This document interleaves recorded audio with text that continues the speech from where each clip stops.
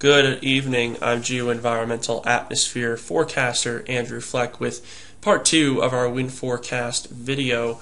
We did 2 parts today, our earlier one being around 2 p.m. this afternoon. We discussed what the winds would be like leading up to 6 o'clock. Here we are at 6 o'clock, therefore updating more on Sandy's landfall and the winds that will come into effect even leading up to 9 o'clock this evening through midnight and into Tuesday morning.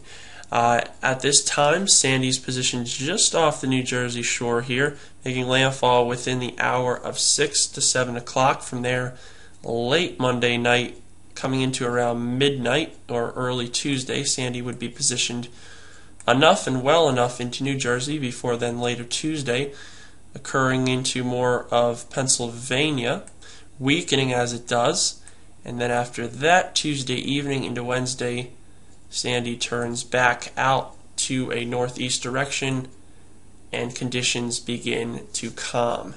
That's our track, and that's what the storm has kept on, but Sandy is reaching coastal New Jersey and southern New Jersey very soon for a landfall.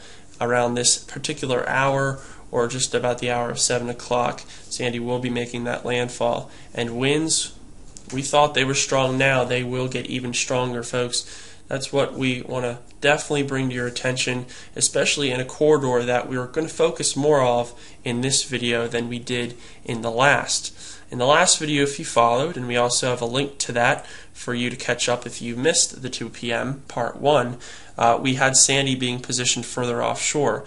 And this white here, this green, this indicates some very strong winds of 60 to 80 miles per hour, that being in that green there. And again, that was further offshore. It wasn't really touching the coastal locations or even inland. And as you see here, the latest update from the wind forecast now had that solidly moving into New Jersey, all of Long Island, up through Cape Cod, and very, very close to eastern Pennsylvania.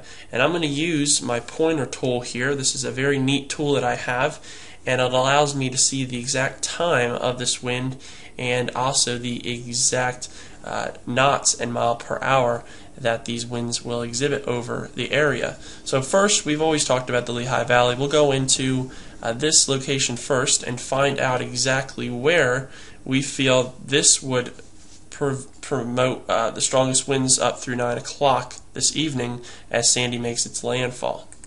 And so we click it and it comes up very easy for us. This is for 9 p.m. It says 61 knots, so that would mean there would be gusts through the Lehigh Valley up to 9 p.m., 9 p.m. at about 62 to 65 miles per hour. That's stronger than what we've had before, folks, so I do want to alert you and allow you to brace for even stronger winds as Sandy moves onshore. We're going to pick out another one here with the tool. We'll go more into the white, more of northern New Jersey. I think I might even hit New York City here. So New York City at 9 p.m., 9, that time frame, you're looking at gusts of 70 knots. That's above 70 mile per hour these wind gusts can get to across New York City.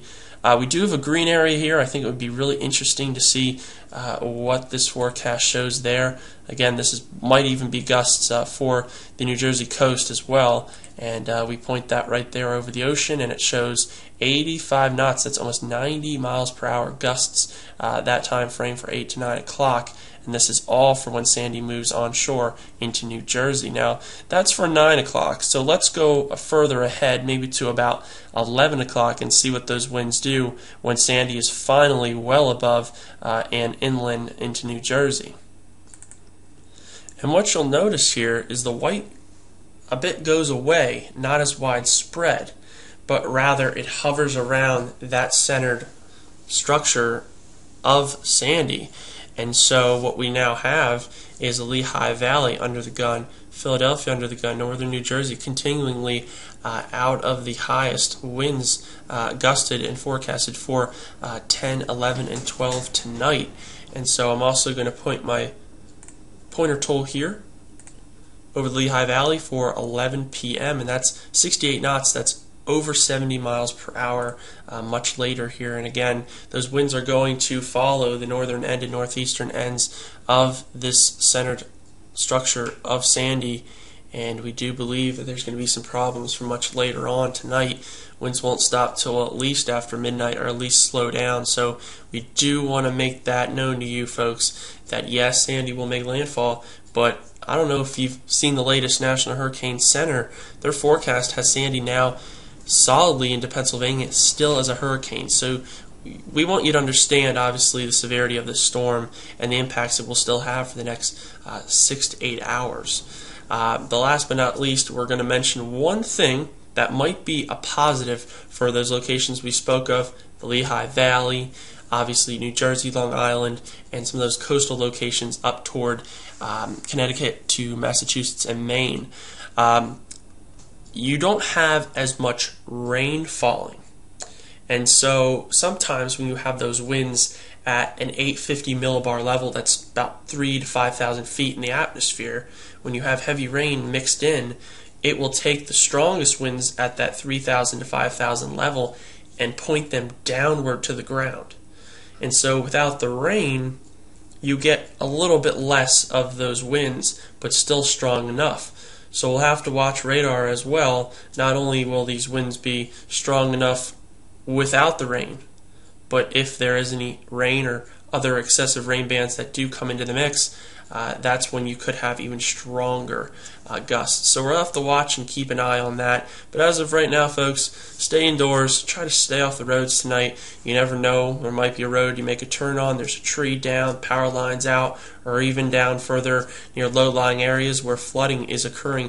We don't want you to obviously find yourself in danger. We want you to be safe, and that's why here at GeoEnvironmental Atmosphere, we're doing these nowcast updates, we're doing these video updates to make sure that you are safe and you're alert when you need be. So continue to follow our website at www.geoea.org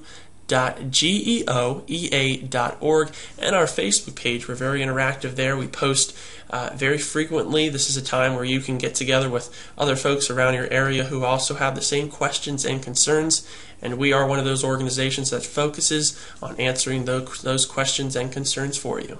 So for GeoEnvironmental Atmosphere, I'm forecaster Andrew Fleck. Be safe out there, and more updates are sure to come.